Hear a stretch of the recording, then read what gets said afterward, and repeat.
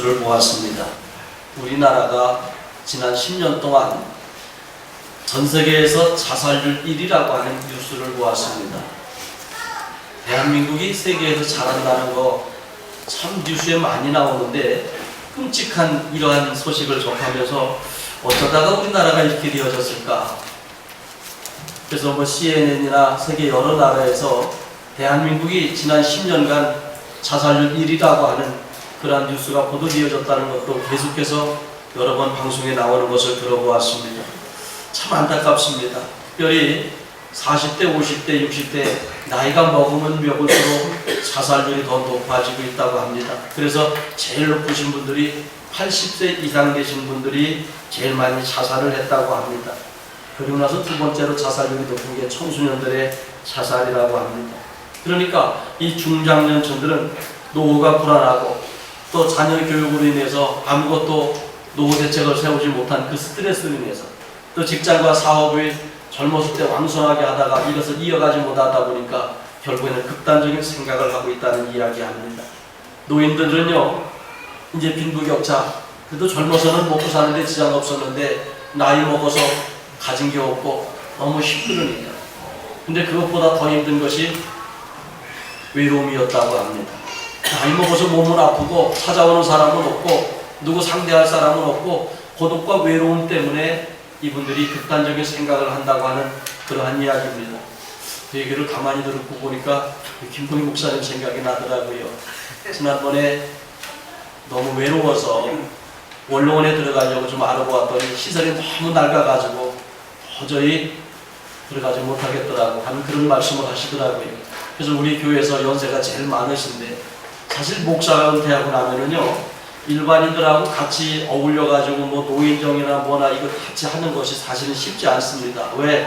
평생 목사로 살다 보니까 어디를 가든지 그 목사의 향기가 나는 거예요. 그러다 보니까 이게 다른 분들하고 잘 어울려지질 않으니까 그래서 이제 목사님들끼리 같이 모여 생활하려고 하니까 사실 거기는 아주 어려우신 분들만 나와서 생활을 하시는데 또 그 시설이 굉장히 낙후되어져 있습니다. 그러다 보니까 거기를 가서 한참 보다가 그냥 오셨다고 하는 얘기 듣고 제가 가슴이 울컥했습니다. 여러분들이 좀 가끔 우리 목사님 좀 안아주시고요. 가끔 돈 좀 생기면 목사님 모셔다가 짜장면도 좀 사드리고 외롭지 않게 그렇게 좀 섬겨주시기를 바랍니다. 그 얘기를 듣고 나니까 이번 뉴스하고 이게 딱 맞아 떨어지는 거다. 그것 때문에 그렇다는 거예요. 그리고 세 번째로 청소년들의 자살률이 높은데 이 청소년들이 학업과 진로 문제로 인해서 설문조사를 했더니 3분의 1이 자살을 생각해 보았다고 하는 그런 충격적인 설문조사 결과가 나왔습니다. 이거 다른 데서 나온 게 아니라 대한민국에 나온 이야기예요. 그러니까 학생들 3명 중에 한 사람은 자살을 생각해 보았다고 하는 그러한 이야기입니다. 지금 대한민국이 여러분 이상하게 지금 돌아가고 있다는 거예요. 그럼 왜 이렇게 이런 조사 결과가 나왔을까? 제가 생각을 해보니까 첫 번째로 이 대한민국이 지금 인성교육이 잘못돼서 그래요. 근데 이것은 제 얘기가 아니라 미국 CNN 그 방송국에서 대한민국을 분석하면서 내놨던 보도 자료입니다. 근데 거기서 그러는 거예요. 대한민국이 이렇게 자살률이 높은 것이 인성교육의 부재다. 학생들에게 전부 다 기계적으로 공부만 가르치고 좋은 대학에 들어가는 것만 가르치고 학원만 보내지 인성교육을 하지 않는다. 사람이 사람답게 살아야 될 그 교육을 하지 않으니까 어떻게 사람이 사람답게 살아가는 걸 모른다는 거예요. 그리고 부모님 밑에서 어려서부터 이기주의적으로 성장한다는 거예요. 오로지 자기만 합니다. 여러분 심지어 그런 이야기를 하더라고요. 나도 그래서 찾아봤어요. 이거 미국 CNN에서 보도가 된 내용인데 전 세계에서 아이들 장난감이 나왔다고 해서 엄마 아빠가 휴가를 내고 장난감을 사는 나라는 대한민국밖에 없대요. 그 장난감이 그렇게 좋은가요? 그런 얘기 들어보셨어요? 그래가지고 장난감이 나오면 그 신제품 사려고요 새벽 3시부터 나와가지고 그 마트 앞에서 줄로 들어서 있답니다. 그러니까 어린 아이들에게 좋은 것만 해주려고 하고 애들이 갖고 싶다는 건 뭐든지 다 해주려고 하고 그러니까 아이들이 소유욕만 들지 베풀 줄 모른다는 거예요. 그래서 아이들 교육이 어려서부터 잘못되어졌다. 이게 미국에서 분석한 그러한 결과입니다. 그러다 보니까 전부 다 소유욕으로 살고 이기심으로 살고 인성교육이 잘못돼서 아이들이 그렇게 극단적인 생각을 많이 한다는 겁니다. 그리고 두 번째로는 생명의 소중함을 모른다는 거예요. 그 생명의 소중한 것을 모른다고 해서 내가 가만히 생각해 보니까 생명의 소중한 걸 가르치질 않아요. 근데 옛날에는 그런 게 있었던 것 같아요. 여러분 옛말에 그런 말이 있습니다. 저승에서 3년보다 쇠똥밭에 굴러도 이승에서 3일이 낫다. 들어보셨습니까?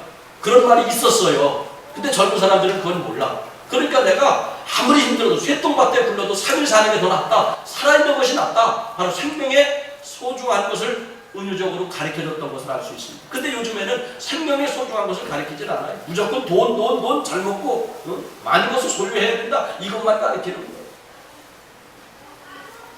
그리고 세 번째로 하나님 두려운 줄 모르고 있습니다. 여러분 자살은요. 제가 여쭤볼게요. 옆에 사람, 여러분 옆에 있는 사람을 죽이면 무슨 죄에 걸리지요? 살인죄입니다. 자살은 내 생명을 살인하는 거예요. 내 생명을 살인하는 거기 때문에 그건 죄입니다. 죄 중에도 아주 극악무동한 살인자의 죄를 쓰고 지옥에 갈 수밖에 없는 거예요. 그래서 여러분 자살하면 이건 하나님의 심판의 대상이 되어지는 거예요. 왜? 내 생명, 하나님이 주신 생명을 살인하는 거기 때문에. 그래서 우리가 내 생명의 소중함을 알아야 합니다. 그리고 이 중장년층들의 자살률이 높은데 그들이 왜 그러느냐? 인생의 목표가 온전하지 못해서 그래요. 인생의 목표가 집 한 채 사는 것이고, 인생의 목표가 돈 많이 버는 것이고, 인생의 목표가 명품 옷 입는 것이었고, 인생의 목표가 전부 다 좋은 차를 타는 것이었고, 전부 다 세상 것이었습니다. 그런 인생의 목표였었는데 이것이 잘 이루어지질 않아요. 아무리 달려가도 이것을 이루지 않아. 그리고 한 가지를 이루면 또 공허한 거예요. 그러다 보니까 극단적인 생각을 합니다. 그리고 이제 조기 퇴직을 하고 나면 할 일이 없어요. 이것저것 손을 내어보지만 되어지질 않아. 왜? 세상 것만 바라보고 살다가 자기 뜻대로 되지 않으니까 극단적으로 생각을 하는 겁니다. 그런데 이 모든 것이 결론은 왜 그러느냐? 하나님 못 만나서 그런 것 같아요. 저도 이제 그렇게 많은 나이는 아니지만 25살 때 아주 자살하려고 굳게 결심을 하고 유서를 써가지고 주머니에다 놓고 몇 날 며칠을 있었던 그런 기억이 있습니다. 25살 때 그때는 제가 예수님을 믿지 않았을 때예요. 갑자기 허리가 아프기 시작을 하는데 앉아있어도 길거리 걸어가도 누워있어도 하여간 이상하게 아프기 시작하는데 어떻게 할 표현을 얼마나 아픈지 이 아픈 것을 표현을 못하겠어요. 그래서 병원에 가서 여러 군데 가가지고 진료를 받아봐도 이것이 고쳐지질 않아요. 병명도 나오질 않아요. 침을 맞아봐도 치료가 되질 않아요. 그래서 매일 밤마다 안마들을 받아도 그때 뿌리고 또 아픈 거예요. 그래서 그때 제가 금침이라는 걸 맞았어요. 그때 등에는 금이 무지하게 많아요, 지금. 근데 그 당시에 뭐 그 한 돈에 뭐 3, 4만 원 할 때니까 금침 한 대가 그 당시 10,000원씩이었어요. 근데 지금 하여간 굉장히 많이 받았어요. 근데 그래도 계속 아픈 거예요. 그러다가 어느 날 순간부터 몸이 뻣뻣하게 굳어갑니다. 의식은 뚜렷해가지고 눈으로다가 시계도 보여지고 다 하는데 손가락 하나 안 움직여지는 거예요. 그래서 이것이 한 5분 정도 그러다가 또 풀어져. 또 어떤 때는 갑자기 누워있는데 몸이 뻣뻣하게 굳어지면 한 10분 정도 그러다가 풀어져. 의식은 뚜렷한데 몸이 막 이렇게 되어지니까 그때는 머리가 빙빙 도는 거다. 이걸 어떻게 할 방법이 없어요. 왜? 그렇게 여러 군데의 병원을 다녀봐도 병명도 나오질 않는데 몸만 이렇게 전신마비까지 나오니까. 그게 어떻게 점점 길어집니다. 어떤 때는 한 20분 그러다가 풀어지고 어떤 때는 한 30분 그러다가 풀어지고. 그래서 그 25살 젊은 혈기에 난 도저히 이렇게 못 살겠다. 그래서 유서라는 걸 썼어요. 유서를 써서 이 땅을 하직하자. 이걸로 끝내자. 그리고 저 주머니에다 넣고 그걸 이제 죽을 날짜를 선택을 하려고 하는데 내가 이제 내일 오늘 밤 자고 내일은 결행을 해야 되겠다. 하고 그날 딱 눈을 떴더니 날씨가 너무 좋은 거예요. 열받아서 못 죽겠더라고요. 그러고 나서 또 2, 3일 있다가 그래 오늘 밤 자고 내일 아침에 내가 실행을 해야지. 딱 일어났더니 날씨가 우중충하니 찝찝해서 못 죽겠어. 하여간 뭐 그래가지고 죽을 날짜를 내가 선택하려고 하다가 못 죽고 있었어요. 근데 너무 아프니까 왜? 자꾸 몸이 막 전신마비가 되는데 25살 그 젊은 혈기에 막 이러니까요. 이걸 어떻게 표현할 수가 없어요. 근데 어느 날 저녁에 조금 늦은 시간이었습니다. 그때 마루에 앉아있는데 저희 아버지가 그때는 저희 아버지도 술을 교회를 안 다니실 때인데 술 굉장히 많이 드시고 제대로 몸도 못 가누시면서 들어오셨어요. 들어오셔서 내 옆에 털썩 앉더니 내 손을 잡고 그냥 말없이 그냥 눈물만 뚝뚝 흘리고 계시더라고요. 얼마나 그러셨는지 모르겠어. 내가 시간 재보지 않았으니까. 내가 대략 생각해보면 거의 1시간은 그러셨던 것 같아. 그냥 내 손만 잡고 아무 얘기도 안 하시더니 마지막에 딱 한마디 하시더라고요. 야, 병원 가도 안 되고 너 젊은 놈이 언제까지 이렇게 살래? 나랑 교회 나가보자. 아니 교회도 안 다니시고 우리 아버지가 그때까지요. 난 그렇게 표현해요. 술귀신에 붙잡히셨던 분이에요. 하여간 지구는 못 가도 먹고는 가시는 분이 1년 365일 동안 안 챙기신 날이 없었어요. 그 정도로 술귀신에 붙잡혀가지고 술 만드시던 분이 저희 아버지셨어요. 근데 그렇게 술을 잔뜩 채고 오셔가지고 그렇게 내 손을 오랫동안 붙잡더니 야, 병원에 가도 안 되고 병명도 안 되고 너 젊은 놈이 언제까지 이렇게 살래? 나랑 교회 나가자. 그러고 내 손을 막 잡았거든요. 그때 마침 저희 어머니가 밭에서 일하다가 늦게 들어오셨어요.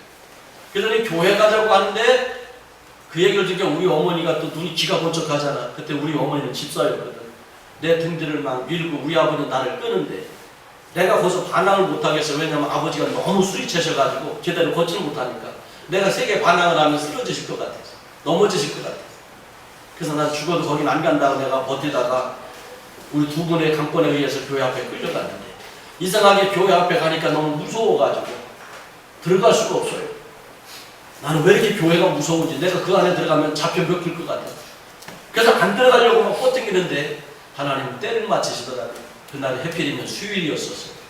그래가지고 교인들이 교회를 오는데 그분들이 시골 동네니까 저한테는 다 동네 아저씨 아주머니들이고 우리 어머니 아버지한테는 다 친구분들이고 하니까 저를 그냥 강제로 끌어서 교회로 집어넣는데 들어가자마자 앞에 쳐다보지도 못하고 무릎을 꿇었는데 얼마나 눈물 콧물이 나오기 시작을 하는지 얼마나 눈물 콧물이 나오기 시작하는지 막 그러면서 소리를 내서 그냥 엉엉 울어대는데 그날 저녁에는 예배를 못 드리고 우리 교인들이 그냥 둥둘러 앉아가지고 그냥 찬송하다가 기도하다 찬송하다가 기도하다가 뭐 그렇게 하고 그냥 가셨다 그래요. 그래서 제가 기억하기로는 그때 거의 12시 넘어까지 이렇게 그냥 대성통곡을 했던 것 같아요. 뭐 했는지도 모르겠어요. 그러고 집에 왔더니 너무 마음이 기쁜 거예요. 그냥 몸이 막 그렇게 깃털처럼 가벼운 거예요. 그게 제가 예수님의 첫 번째 은혜 체험이었습니다. 근데 그때는 그걸 몰랐지요. 그러고 나서 잤더니 새벽 4시가 됐는데 저희 어머니가 깨우는 거예요. 새벽 기도 가자. 아니 어젯밤에 처음 교회를 갔는데 새벽 기도 가야 된대요. 그러면서 막 깨우는 거예요. 그래서 우리 아버지까지. 그래서 이제 두 분한테 손을 잡혀서 그래도 몸이 너무 가볍고 막 기쁘니까 새벽 기도를 또 갔어요. 근데 앉자마자 이렇게 막 대성통곡을 하면서 얼마나 막 눈물이 나는지. 그래서 그렇게 막 그냥 하염없이 울다가 집에 왔는데 이상하게 그러고 나서부터요. 이렇게 몸이 뻣뻣하게 마비되어지는 증상이 사라지는 거예요. 근데 잊어버린 것 같아. 왜? 그런 증상이 나타나진 않으니까. 근데 통증은 여전해요. 그래서 저녁에도 가서 기도하고 새벽에 낮과 새벽에 그렇게 가가지고 몇 날 며칠을 울면서 기도하고 그러면서 나도 모르게 허리 아픈 걸 잊어버렸어요. 그러니까 나섰으니까 잊어버렸지. 그걸 아프면은 내가 그것 때문에 허리를 붙잡고 다녔겠지요. 그러면서 예수님을 제가 체험하고 그때부터 참 많은 은혜를 체험해서 그때 하나님 진짜 살아계시구나. 내가 하나님을 믿으려면 차라리 내 주먹을 믿지 늘 그러고 외치고 다녔는데 하나님이 진짜 살아계시구나. 그때 여러 가지 하나님의 희한한 은혜 체험을 하면서 이제 사명을 받아서 제가 신학교까지 하게 되고 오늘 여기까지 오게 되어졌습니다. 요새 그 자살률 세계 1위라고 하는 그 뉴스를 보면서 갑자기 그 생각이 나더라고요. 왜? 내 생애 속에서도 죽으려고 자살하려고 유서를 썼던 그런 기억이 있기 때문에 그때 내가 하나님을 만나지 않았더라면 여러분 못 만났을 거예요. 그때 내가 하나님을 만나지 않았더라면 나는 이 세상에서 살지 않았을 거예요. 그때 하나님을 만났기 때문에 내가 살 수 있었습니다. 그래서 요즘에 우리나라가 자살 예방 캠페인을 벌이고 막 자살을 방지 교육을 막 하고 학교들마다 막 해야 된다 어쩐다 막 여러 가지 방법이 나오는데 그런 방법이 무슨 소용이 있겠느냐. 마음이 지금 그런데 방법은요 하나님 만나는 것밖에 없어요. 예수님의 은혜 받는 것 외에는 방법이 없더라. 이건 제 체험입니다. 그래서 여러분들이 항상 하나님의 은혜로 살아갈 수 있는 그러한 믿음이 되어지시기를 주의 이름으로 축원합니다. 하나님을 만나지 못하면 어떤 극단적인 생각할지 몰라요. 하나님을 만나야만이 극단적인 생각하지 아니하고 자기 생명에 귀중한 것을 알고 천국과 지옥이 있음도 알고 하나님 두려워할 줄도 알고 하나님 은혜 가운데 살아가게 되어지는 것을 믿으시기를 바랍니다. 그러면서 여러분 보십시오. 많은 사람들이 인생의 정확한 표대가 이 세상의 것만 가지고 살려고 하다 보니까 늘 힘들고 어려워. 표대가 없어요. 표대는 뭐냐? 전부 다 먹고 사는 것만 생각을 합니다. 여기 오늘 19절에 보면, 본문 19절에 보면 그들의 마침은 멸망이요 그들의 신은 배요 영광은 그들의 부끄러운 일이고 땅의 일을 생각하는지라. 여러분, 신은 배요, 그들의 신은 배요. 이게 배라는 건 배에 태우는 것을 얘기하는 거예요. 이게 신이 뭐냐? 돈이고 먹는 거라는 거예요. 그게 신이야. 그러다가 먹고 사는 문제가 되어지면 극단적인 생각을 하는 거예요. 그러니까 돈 몇만 원 때문에 자살하는 사람들이 얼마나 많이 나와요. 땅의 것만 생각을 하는 거예요. 왜? 인생의 목적과 인생의 목표가 땅의 것만 있었습니다. 그래서 인생의 이 표대가 잘못되어져 있기 때문에 극단적인 생각을 하는 거예요. 여러분, 인생의 표대를 오늘 다시 바라볼 수 있으시길 바랍니다. 여기 오늘 본문 14절에 보니까 표대를 향하여 그리스도 예수 안에서 하나님이 구에서 부르신 상을 위하여 달려가노라. 표대가 바로 저 천국을 향하여 바뀌어졌다는 거예요. 땅의 것만 바라보고 살아갈 때는 낙심이 없고 좌절이 없고 또 힘들거나 몸이 아프거나 외롭거나 고독하면 극단적인 생각을 할 수밖에 없었는데, 이제는 저 표대가 저 하늘나라로 바뀌어지니까, 저 천국으로 바뀌어지니까 이제는 극단적인 생각을 하지 아니하고 오직 그분의 은혜를 사모하며 그렇게 살아가게 되어졌다는 이야기입니다. 그래서 여기 오늘 바울은, 여러분, 이 바울 역시 어떤 사람이었습니까? 사실 이 바울도 부족함이 없었던 사람이었습니다. 여기 오늘 본문 말씀에 보면 본문 3장 4절에 보면 그러나 나도 육체를 신뢰할 만하여 만일 누구든지 다른 이가 육체를 신뢰할 만한 것이 있는 줄로 생각하면 나는 더욱 그러하리라. 나는 8일 만에 할례를 받고 이스라엘 족속이요 베냐민 지파요 히브리인 중에 히브리인이요 율법으로는 바리새인이요. 하여간 이 사람은 무엇이든지 부족함이 없는 사람이었어요. 근데 무엇이든지 부족함이 없는 사람이었지만 그 사람은 뭐예요? 인생에 갈증이 있었다는 거예요. 인생에 갈증이 있었기 때문에 8절에 보니까 그 모든 것을 다 배설물로 그렇게 버렸다는 거예요. 그리고 나서 인생의 표대를 어떻게 삼았습니까? 9절에 보니까 그 안에서 발견되려 하니 내가 가진 의는 율법이 난 것이 아니요 오직 그리스도의 믿음으로 말미암은 것이라. 곧 믿음으로 하나님께로부터 난 의다. 그래서 그때부터 인생의 표대가 바뀌어졌다는 거예요. 그래서 그리스도를 찾고 나서, 그리스도를 만나고 나서 지금 것은 오직 땅에서만 의롭게 살면, 땅에서만 착하게 살고, 땅에서만 많은 사람들 앞에 사랑받고 살면 되는 줄 알고, 땅에서만 권력을 누리면서 그렇게 살면 되는 줄 알았는데, 예수님을 만나고 나서 표대가, 인생의 목적이 하늘로 향해졌다는 것을 지금 바울은 고백을 하는 거예요. 아무리 많은 것을 소유를 했다고 할지라도 내 인생에 늘 갈급함이 있었다는 걸 고백을 하는 거예요. 그래서 예수님을 만나자마자 배설물처럼 여기고 전부 다 바로 하늘을 향하여 바라보는 그러한 사람이 되어졌다고 그렇게 고백을 하고 있습니다. 여러분, 그러면서 뭐라고 이야기합니까? 여기 오늘 바울은요 참 놀라운 그런 고백을 해요. 12절을 보십시오. 내가 이미 얻었다 함도 아니요 온전히 이루었다 함도 아니라 오직 내가 그리스도 예수께 잡힌 바 된 것을 잡으려고 달려가노라. 인생의 표대가 바뀌어지니까 이제는 그것을 잡으려고, 내가 지금까지 온전히 이루었다 함도 아니라 오직 내가 그리스도 예수께 잡힌 바 된 것을 잡으려고 달려가더라. 여러분, 이 빌립보서는요, 이 바울이 로마 감옥에서 빌립보 교인들을 향하여 쓴 글입니다. 감옥 안에 있는 사람이 지금 자유롭게 생활하고 있는 빌립보 교인들을 향하여 쓴 글입니다. 근데 사실 바울이라고 하는 사람은 예수님을 만나고 나서 신앙적으로 완벽한 믿음의 사람입니다. 여러분, 우리가 늘 성경을 보지만 이 바울의 믿음이 얼마나 위대한 믿음입니까?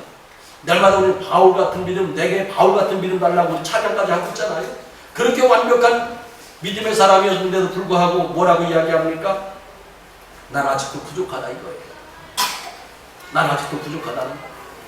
내가 이미 얻었다 함도 아니요 온전히 이루었다 함도 아니라 오직 내가 그리스도 예수께 잡힌 바 된 것을 잡으려고 달려가는 거예요. 저 천국 것을 바라보니까, 저 천국의 영광을 바라보니까 내가 할 것은 보이지도 않는다는 것을 고백을 하는 거예요.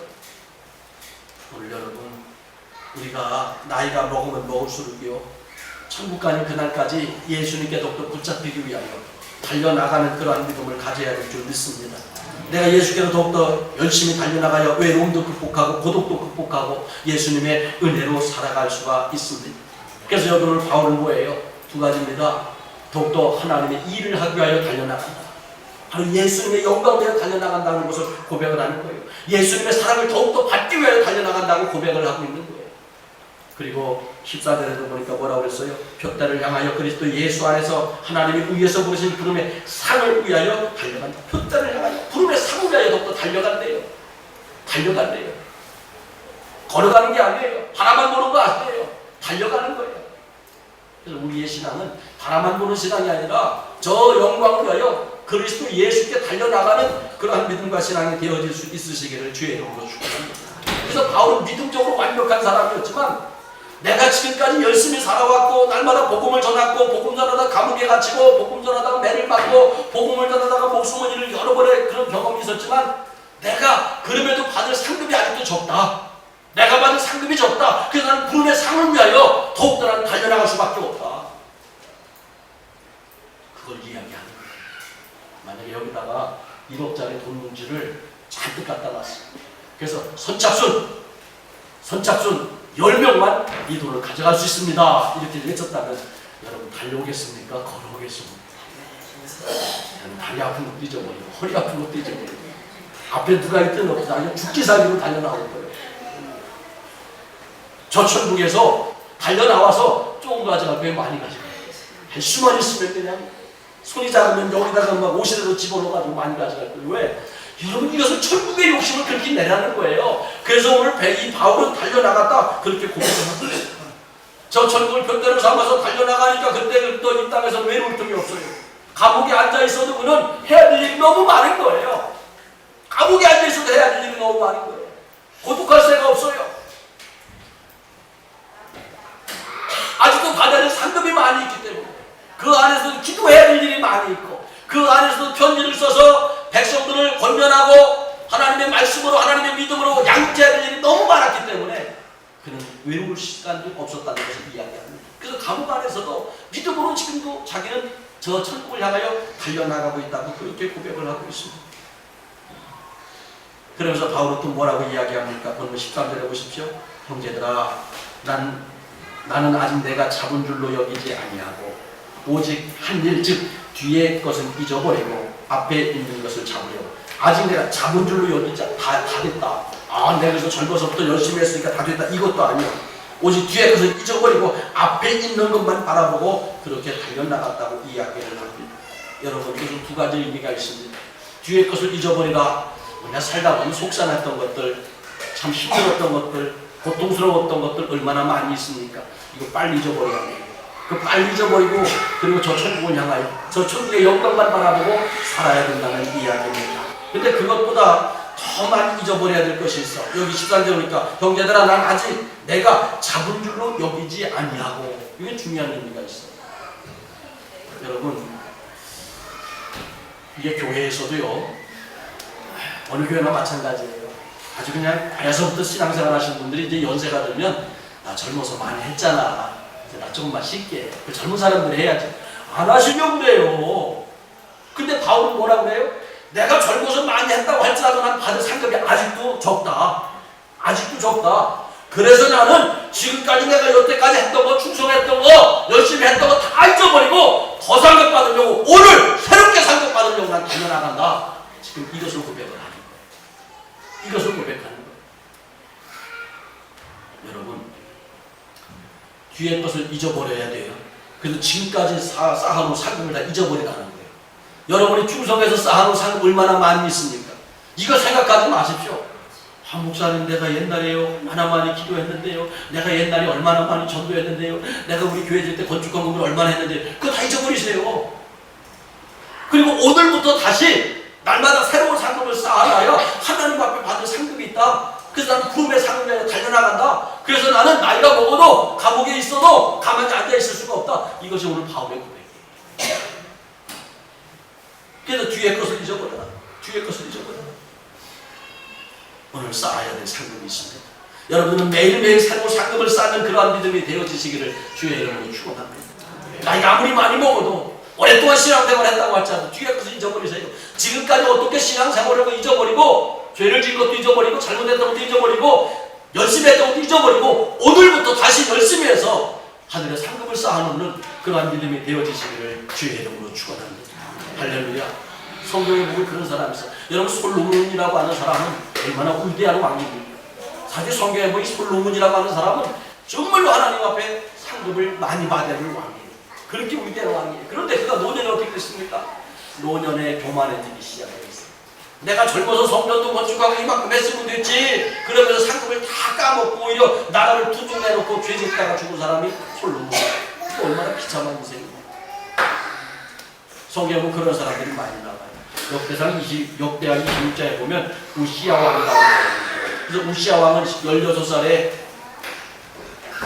유대의 왕이 되어져서 50년간 통치를 했어요. 근데 여러분 이 우시야 왕은 성경에 보면 굉장히 이스라엘민족이 외부로부터 침략을 많이 받고 어렵게 살았어요. 근데 그 여러 명의 왕조가 있었는데 다윗 왕, 솔로몬, 우시야, 여호사밧 4명의 왕들은 외국 나라로부터 조공을 받아가며 살았어요. 4명의 왕, 정말로 하나님께서 축복하신 왕이에요. 그런데 이 조공을 이렇게 받던 솔로몬이라고 하는 사람도 나중에 상급을 다 까먹고 마지막에는 죄짓다가 그렇게 죽었어요. 근데 이 우시야라고 하는 사람도 그래요. 이 우시야라고 하는 사람도 그렇게 하나님께서 많이 축복을 해주셔서 가장 기이하게 그를 도와주셔서 하나님의 엄청난 축복을 많이 받았습니다. 그래서 그런 그 역대상 26장 7절에 보니까 하나님이 그를 보호사 블레셋 사람들과 그루바 안에 거주하는 아라비아 사람들과 마온 사람들을 치게 하시더라. 암몬 사람들이 우시야에게 조공을 바치며 우시야가 매우 강성하여 이름이 애국 변방까지 펼쳤더라. 여러분 그래서 우시야 왕 때요. 하여간 전 세계에서 가장 강력한 나라가 바로 우시야 왕 때였어요. 그래서 조공을 많이 받단 말이에요. 근데 이 우시야가 은연중에 교만해지기 시작을 했어요. 그래서 은연중에 교만해지기 시작해서 나중에는요. 역대하 26장 16절에 보면 그가 강성하여지매 그의 마음이 교만하여 악을 행하여 그의 하나님 여호와께 범죄하되 곧 여호와의 성전에 들어가서 향단에 분향하려 한지라. 우시야가 손으로 향로를 잡고 분향하려 하다가 화를 냅니다. 그가 제사장에게 화를 낼 때 여호와의 전 안 향단 곁 제사장 앞에서 그의 이마에 나병이 생깁니다. 마지막에 교만해져서 이마에 문득병이 걸렸어요. 나병이 생겨서 그 즉시 내어 쫓김을 당하고 비참하게 죽은 사람이 우시야였어요. 그게 왜 그랬습니까? 우시야도요 하나님을 얼마나 잘 섬겼단 말이야. 그렇게 하나님을 잘 섬겼더니 하나님께서 그에게 강성하게 하셨고 제일 많은 조공을 받게 했습니다. 근데 어떻게 나이 먹어서 부름의 상을 향하여 날마다 달려나가야 되는데 이렇게 비참하게 치료를 맡은 사람이 우시야 왕이 되어졌어요. 그렇게 여러분 지금까지 내가 하나님 앞에 상급 쌓아놨던 다 잊어버리시고요. 오늘 난 쌓아야 될 상급이 있습니다. 오늘 새롭게 상급을 쌓아가면서 주님 앞에 달려나가는 그러한 믿음이 되어지시기를 주의 이름으로 축원합니다. 성경에 보면 여호사밧 왕, 참 여호사밧 잘 모르시죠? 근데 여호사밧 왕은 바로 그랬던 사람입니다. 암몬과 모압과 마온 사람들이 연합을 해서 쳐들어올 때에 이 여호사밧이 하나님 앞에 기도했더니 하나님 앞에 하나님께서 뭐라고 하느냐면 찬양대원들을 선발을 해서 그 레위지파 찬양대원들을 선발해서 찬양복을 입히고 앞에서 찬양을 하게 해라. 그럼 내가 너희를 도와주리라. 아니 그랬더니 백성들이 듣질 않는 거예요. 지금 수십만 명의 적군들이 쳐들어오는데 찬양대원들 동원해서 앞에서 찬양만 하게 하라 하니까 그걸 누가 믿겠습니까? 그랬더니 여호와를 신뢰하라 그러면 견고할 것이요 주의 종을 신뢰하라 그러면 너희들이 형통하리라. 그러면서 그 말을 순종하라고 외치기 시작을 합니다. 그랬더니 왕의 명령인지라 백성들이 찬양복을 입고 찬양을 하기 시작을 했어요. 그랬더니 마온 사람, 암몬 사람, 이 모압 사람들이 서로 이 동맹관계가 깨어져서 서로 죽이고 싸우다가 결국에는 이 보라가 골짜기에서 대승을 하는 그런 역사가 이루어진 거예요. 그게 바로 여호사밧 왕이었습니다. 그래서 그 여호사밧 왕께도요 하나님 앞에 엄청난 그런 조공을 받습니다. 그래서 역대하 17장 10절에 보니까 여호와께서 유다 사방의 모든 나라에 두려움을 주사 여호사밧과 싸우지 못하게 하시매 블레셋 사람 중에서 여호사밧에게 예물을 드리되 은으로 조공을 바쳤고 아라비아 사람들도 짐승 떼고 수양 7,700마리와 수염소 7,700마리를 드렸더라. 엄청 하나님의 축복을. 근데 이 여호사밧의 왕은 끝까지 하나님을 찬양하는 왕이었어요. 참 멋있는 기록을 맞이했어요. 여러분 이렇게 날마다 우리는 상급을 쌓아가는 그러한 믿음을 가져야 돼요. 다윗 왕 역시 조공을 많이 받았지만 그는 어떻게 했어요? 젊어서 한때 실수를 했어요. 젊어서 엄청난 죄를 지었어요. 그리고 나서 노년까지는 하나님을 십자가 붙잡고 주의 영광을 위하여 살아갔던 것을 알 수가 있습니다. 오늘 사랑하는 성도 여러분, 지금까지 여러분들이 어떤 믿음으로 살아왔는지 이제는 다 잊어버리십시오. 얼마나 충성했는지도 잊어버리십시오. 얼마나 기도했는지 잊어버리십시오. 그리고 오늘부터 새롭게 저 천국의 끝대를 바라가며 살아갈 수 있는 그러한 믿음이 되어주시기를 주의 이름으로 축원합니다. 이 땅에서 인생의 목적 목표를 두지 말라는 얘기예요. 이 땅에서 아무리 많은 돈을 얻었다고 할지라도 이것은 비참한 거예요. 그래서 나이가 먹으면 먹을수록 솔로몬처럼 우시아 왕처럼 하나님과 원수 맺는 일을 하지 말아야 돼요. 여기 오늘 본문 말씀을 보십시오. 빌립보서 3장 18절, 내가 여러 번 너에게 말하였거니와 이제도 눈물을 흘리며 말하노니 여러 사람들이 그리스도의 십자가의 원수로 행하느니라. 그리스도의 십자가가 자꾸 원수를 맺어 자꾸 교회를 무너뜨립니다. 믿음의 성도들의 믿음을 실종을 시킵니다. 오히려 막 교회를 혼란 가운데 엎드려서 어렵게. 그러니까 이것이 뭐예요? 바로 십자가의 원수 맺는 짓입니다. 오늘도 여러분 이런 사람들이 얼마나 많이 있습니다. 얼마 전에 어떤 개그맨이 그런 얘기를 하더라고. 우리가 건드리지 말아야 될 것이 있대요. 첫째는 잠자는 사자의 푸토를 건드리지 말아야 돼요. 그리고 나서 벌집을 건드리지 말아야 돼요. 그것도 맞는 얘기예요. 그리고 또 하나, 부모님의 퇴직금을 건드리지 말아야 돼요. 근데 사실 그 부모님 퇴직금 얼마나 많이 건드립니까? 그럼 부모를 죽이는 거예요. 개그맨들이 그런 얘기를 해요. 그 얘기를 가만히 들어가면서 내가 영적으로 생각해봤어. 우리가 건드리지 말아야 될 것이 있어요. 첫째, 성령 충만한 성도를 건드리지 말아요. 여러분, 성령 충만한 성도를 비방하고 욕하고 헐뜯으면은요, 성령님이 가만히 계시지 않아요. 그래서 성령 받은 성도들, 여러분 함부로 비난하거나 함부로 헐뜯거나 함부로 모욕하지 마십시오. 우리는 사랑으로 섬겨야 될 그러한 사람들. 두 번째로, 예수 그리스도의 피값으로 세운 교회를 무너뜨리지 말아야 돼요. 교회를 비방하고 교회를 무너뜨리는 사람들을 여러분 역사에도 잘된 꼴을 못 봤어요. 분명히 하나님께서 심판하십니다. 하나님께서요, 하나님이 한번 심판하시고 작정하시면 3대 4대까지도 잊지 아니하시고 심판하시는 분이 하나님이라는 것을 기억해야 돼요. 그리고 세 번째로 주의 종을 건드리지 말아야 돼요. 여러분 요한계시록 때 주님이 오른팔로 붙잡고 계신다고 했잖아요. 그게 주의 종을 건드리고 잘된 사람이 있습니까? 되어지질 않습니다. 이 땅에서 그들이 잘되는 것 같아도요, 결국에는 그들은 하나님 앞에 받은 상급이 없어요. 얼마나 그들의 영이 비참해 되는지 몰라요. 그래서 십자가와 원수 맺지 말라는 거예요. 근데 오늘 많은 사람들이, 많은 교회들이 이제 우리나라가 자꾸 노령화가 되어지면서 아주에 이렇게 막 그 연세 드신 분들이 이게 그냥 젊었을 때 그 영적인 축복만 했던 신앙을 자꾸 까먹어가지고 그분들 때문에 갈등이 되어지는 교회들도 종종 들려지기도 합니다. 십자가와 원수 맺고, 오늘 사는 성도 여러분, 우리 죽는 그날까지 십자가와 원수 맺으면 안 돼요.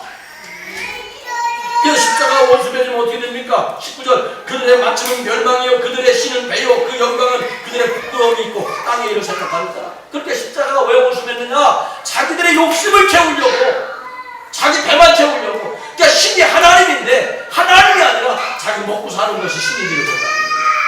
돈이 신이요, 권력이 신이요, 명예가 신이요. 오로지 자기 자존심이 신이 되어진 사람들. 이런 사람들이 바로 십자가와 원수 맺고 땅의 것만 바라보고 땅의 목표를 두고 살아가는 그러한 사람들이라는 것을 이야기하는 거예요. 여러분 가만히 한번 이 말씀을 생각해 보십시오. 그냥 글자 그대로 생각을 해 보십시오. 내가 정말 하나님이 신인데 내 배가 신이 되지 않았는가? 먹는 문제, 돈의 문제, 재물의 문제가 이거 내 신이 되지 않냐? 한번 우리 자신을 한번 생각을 해보자는 말이에요. 돈 몇 푼 때문에, 돈 몇 푼 때문에 사람들과 원수되어지고, 돈 몇 푼 때문에 얼마나 많은 사람들 시비를 하고 괴롭게 하고, 이런 데들이 여러분 우리 주위에 얼마나 비일비재합니까? 그 사람들은 인생의 목적이요, 오로지 돈. 돈 때문에 돌아버리는 사람들이에요. 그러다 보니까 돈 앞에서는 신앙도 없어요. 전 정말로 뼈저리게 제가 만나는 분들에게 이 얘기를 참 많이 해요.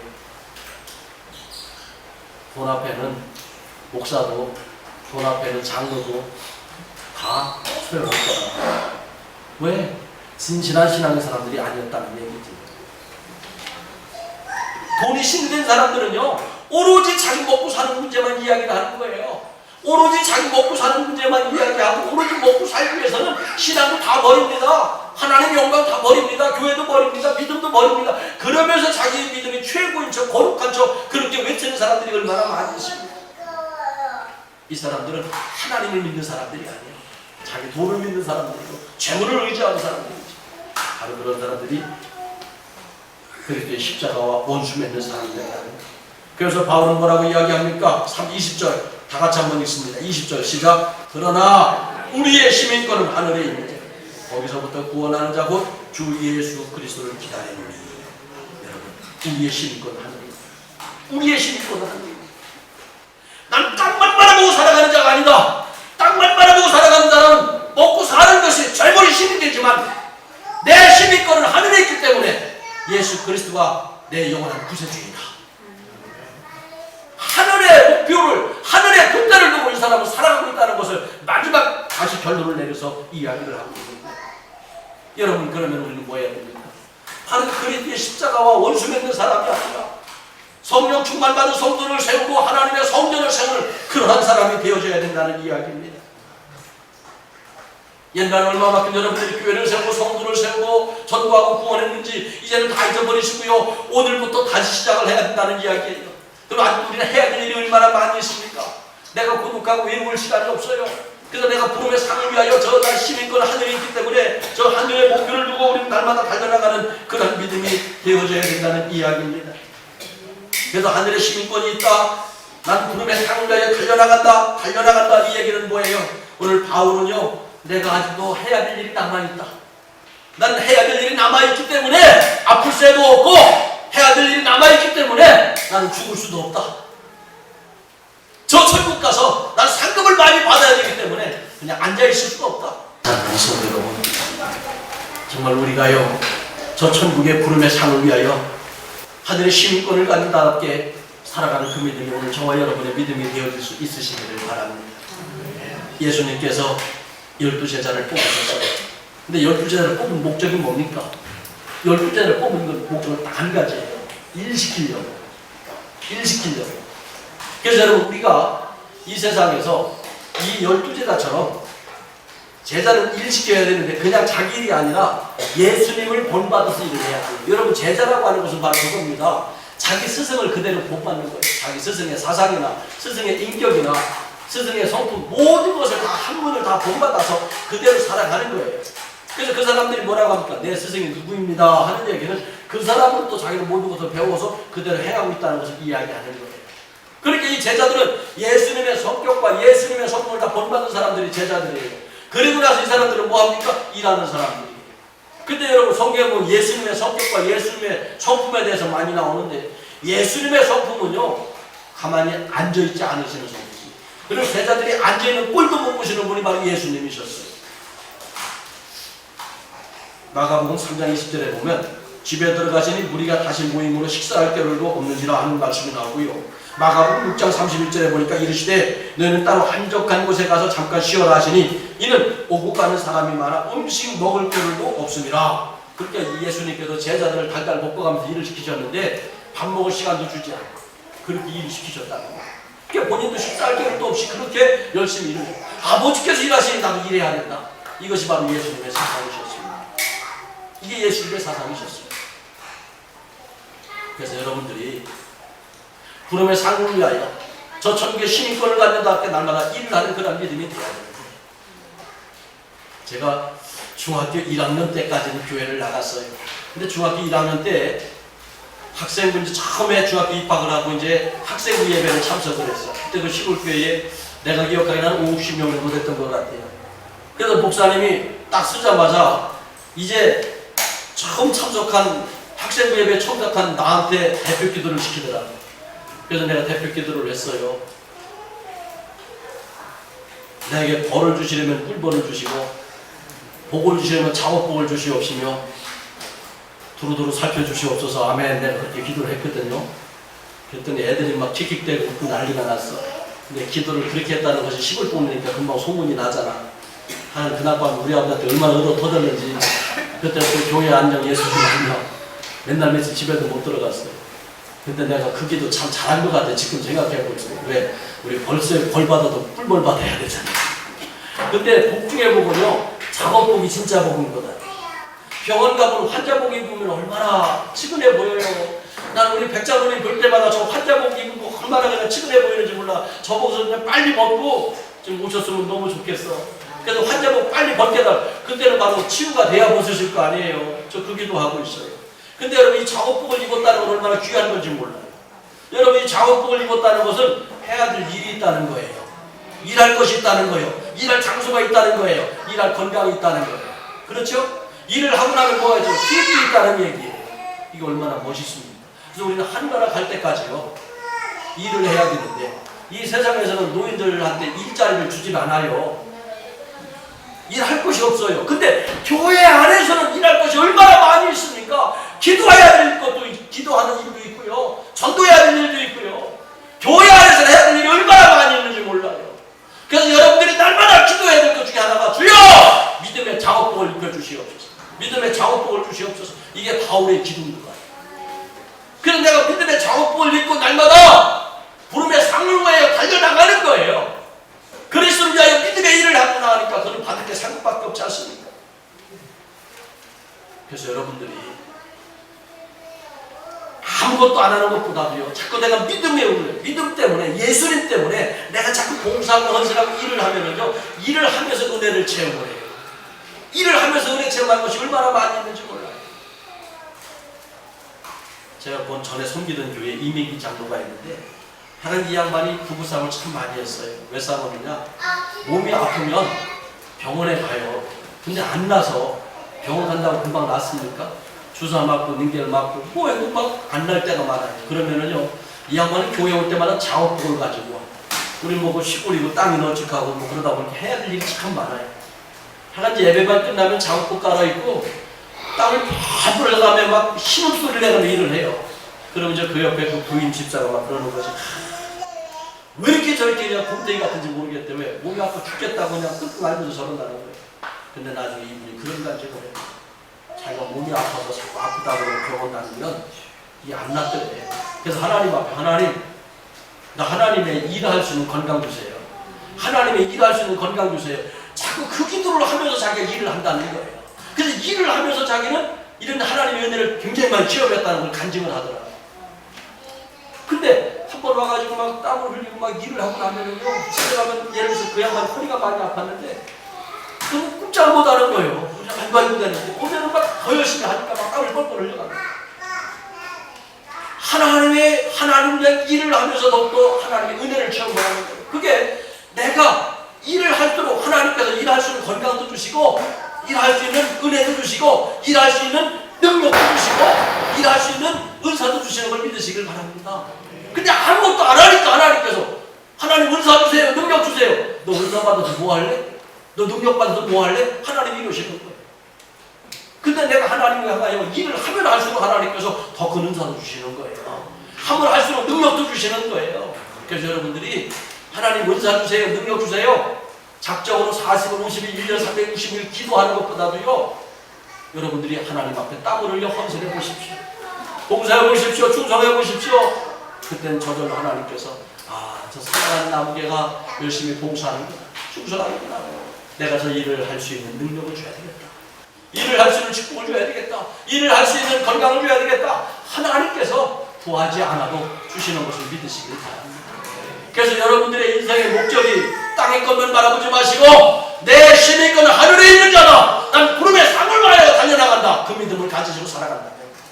이 세상에서 시시때때로 몸이 아프고 고독과 외로움이 찾아온다고 할지라도 이 세상에 힘들고 어려운 일이 찾아온다고 할지라도 극단적인 생각하지 아니하고 생명의 소중함을 알고 주의 영광을 나타내며 살아가게 되어질 걸 믿으시길 바랍니다. 우리 기독교는 체험의 종이라고 했습니다. 여러분 이 예배를 통하여 주의 음성이 들려지고 이 예배를 통하여 날마다 그리스도의 사랑을 체험하여 하나님 살아계십니다. 지금은 힘들고 어렵지만 하나님이 도와주실 걸 믿습니다. 하나님과 은혜를 더하셔서 은혜로 살아가게 하여 주시옵소서. 그 기도하여 은혜로 살아가므로 이 극단적인 생각이 우리 가운데 임하지도 못하고 그런 아름다운 삶이 되어지시기를 주의 이름으로 축원합니다. 기도하겠습니다.